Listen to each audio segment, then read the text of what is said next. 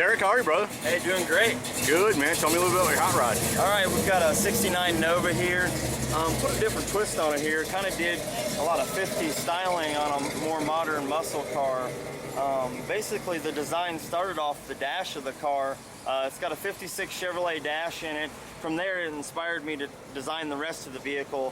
Everything down to the scripts on the engine cover. I love that script, man. That is cool. The center caps on the wheels. If you look at even the end of the master cylinder, it's all been remolded. Oh, beautiful. It has a 56 Chevrolet steering wheel horn emblem that's molded into it to match the steering wheel and the wheels as well. Everything on the car is handmade. It's fully fabricated from my shop at Samson Design, including the interior. Tried to carry the theme throughout. The subtle colors, but tried to make a bold statement with the design on the vehicle. Everything down to the emblems on the fenders. We actually did away with all the Nova emblems and used the 56 Chevrolet Bel Air emblems on the fenders and actually use a smaller one on the deck lid. So not only did we maintain the consistency where the emblem placement would have been on the original vehicle, but we've just kind of put a little more classic feel on it. Right. So, No, I love it, man. Thanks. Yeah. What color is that? It's actually a Mercedes color. It's called Step and Braun. It's a real elegant moss green color. But what I like about it is in the sunlight, it almost picks up a lighter green highlight, which really pops. And is it PBG color? It's DuPont.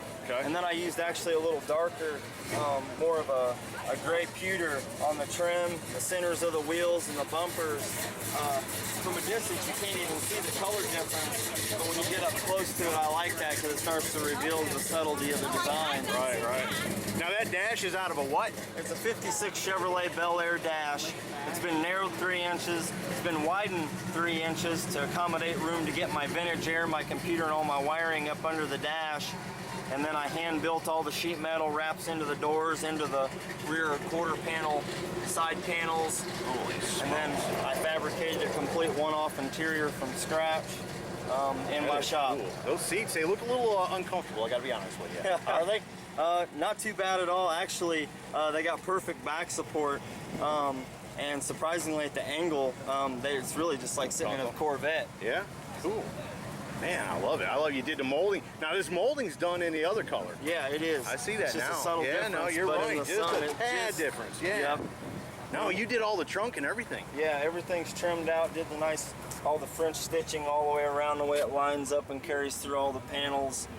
Man, dude, you rocked it, man. This is as cool as Nova as you're gonna find. Oh, well, thank you. Yeah, look at these door panels. You did all that too. Yep, it's all from scratch.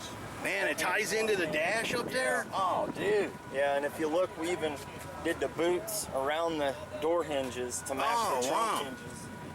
Yeah, sure enough. You even did the brake pedals leather. Yeah, sewed those up. Now, what transmission are you running? I'm running a 6L80E 6-speed automatic. It's got a 502 in it? Actually, no, it's a 2009 6-liter out of a Pontiac G8. Oh, okay. Those run good. Yeah. Have you tweaked it or anything, or is it? Nope, it's stock. Just the only thing that's been changed is the computer was programmed by Street and Performance. Gives us a little more fuel and air. It just gives a little peppier throttle response. Now that gauge cluster, you did all that too. Yeah, it's all handmade. Yeah, I did the pods. The reason I didn't use the 56 cluster is because I wanted to tuck the column up in the dash, and with those original clusters, they took up that whole space. So I did the little teardrop shape on the gauges, did the classic gauges that are kind of the old looking beige color, which I feel goes really well with the thread color. Yeah, it just kind of ties everything all together. I love that steering wheel. Thank you. You rocked it, man. Thanks a lot. Yeah. How long you been doing this? I've been building cars for about 10 years. I was always a passionate kid, always drawing pictures of cars, and I started building my first car when I was 12. And actually, 2 years ago, I took my first car to Detroit and made the grade 8. You're kidding me. Yeah, so I was the youngest to ever make the grade 8 in Detroit. So. Man, good to meet you, Thanks a lot, I appreciate it. What's going on with this right here? That's the fresh air intake for the fuel injection. Okay. I actually built the plumbing and plumbed it into the cowl. I see that. And that way we get a cooler air to make the engine run better. Dude, you thought it out, didn't you? Thank you. What are y'all working on next? Right now we're building a 1952 Mercedes 170S. That's a pretty rare car, but we've completely cut it up and built a full one-off hot rod out of it. Cool. So, yeah. Cool. Derek, I appreciate you giving me time, brother. Hey, thanks Scotty. so much. Appreciate it. No problem. Folks, there you go. That's one bad 69 Nova from the good guys PPG Nationals in Columbus 2013. Hope you all have enjoyed it. See ya. I thought I'd throw a quick clip of it running. I know if I had the chance, y'all would want to hear it.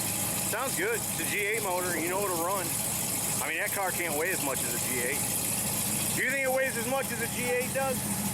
Actually, it's probably about the same weight to power ratio. Yeah. So, man, dude. Man, thanks so much for starting, Derek. Thank you. Folks, so this time we really are out from the good guys PPG Nationals, Columbus. See ya.